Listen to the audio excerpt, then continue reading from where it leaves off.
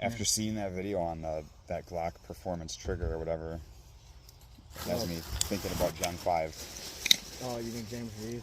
Yeah. Yeah. He's a character. It makes sense because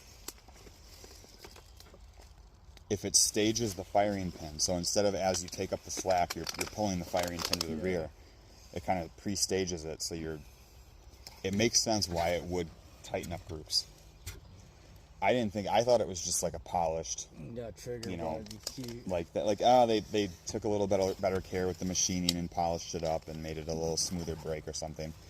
But if it's actually staging, but then here's the problem with that is the fact that the firing pin is not already pulled back, and just needs to be released, is one of the safety mechanisms of the Glock.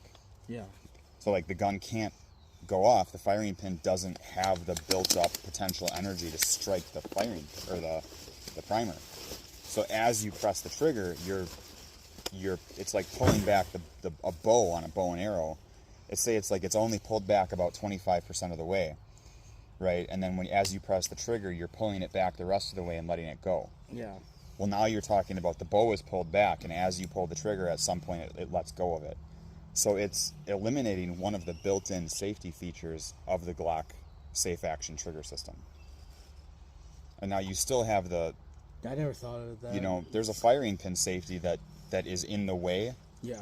That would block that from coming forward, and as you press the trigger, it moves that up out of the way. But, you know, you used to have both of those safety features, now you only have one. And so I wonder, at some point, is there going to be a malfunction? Like, is somebody going to drop one and, the fucking thing went off, you know, because that performance trigger eliminated one of those safety mechanisms. What would you... Okay, so it goes back to the big question. How many rounds and how many carries will it take you to convince you to carry that gun safely in an appendix or... With that trigger in it? Yeah. Fuck. Like, would you need like 500 rounds or would you need like a good 1,000 or 2,000? I don't know. I'd have to really look closely at how it works. Because here's the thing of it is... Because like you're telling me this now, and now I'm just kind of like... The fire... So here... Let's say that you're somebody who doesn't clean your gun very often. Yeah, okay. Okay. That firing pin safety, it's inside the slide and it has a spring behind it. And so as you pull the trigger back, it pushes it up, and then it lets it back down and it pushes it. So as you pull the trigger, it pushes it out of the way. The gun fires and goes off, you know, and then it drops back down. Well, there's nothing that forces it back down other than that spring. So if the gun got excessively dirty and like tar and like just bullshit in there, let's say it pushes it up and it doesn't come back down. That could theoretically happen, right? Something could be in there and it pushes it up and it just kind of seizes in place and it stays in the off position that allows that firing pin to flow. And so instead of coming back down, it's not like if it didn't come back down, there's nothing that stops you from continuing to use that gun, okay? So with that in mind, knowing that firing pin safety theoretically could fail, now you have a firing pin that has the full potential energy to go off. You know, am I gonna carry that thing fucking appendix? I don't know. Because it's an intriguing thing. I'm kind of intrigued because at first I'm like, okay, these guys are just being cheap and polishing just a Glock trigger and like going in it. But now you're like, at the same, like you're telling me something that I'm intrigued on, but then you're telling me a flaw that if your gun gets gunked up, it won't activate like it's supposed to, which then you'll have a SIG moment. Yeah, like the SIG problem, exactly. Like you drop this thing and it goes off, and it's like, what the fuck happened? Well, if now you have a system where if two mechanisms fail at the same time, this gun could go off, right? Yeah. So you've got something that's that firing pin, or the firing pin is all the way back compressed with the full potential energy to strike the primer and make it go off. Yeah. Something's holding that back. If the firing pin safety gets stuck up in the off position, and whatever is holding that firing pin to the rear fails, this gun goes off. Whereas in the past, that's not the case. Like the safe action trigger is like if you really study how it works, it's like this gun cannot fucking go off unless something pulls the trigger. So like if you have a holster that completely protects that trigger from being fucked with, the gun cannot go off. Like it's just like, if you look at all of the way that system works, it's fucking impossible for that gun to go off, because the potential energy to strike the primer does not exist until you press the trigger.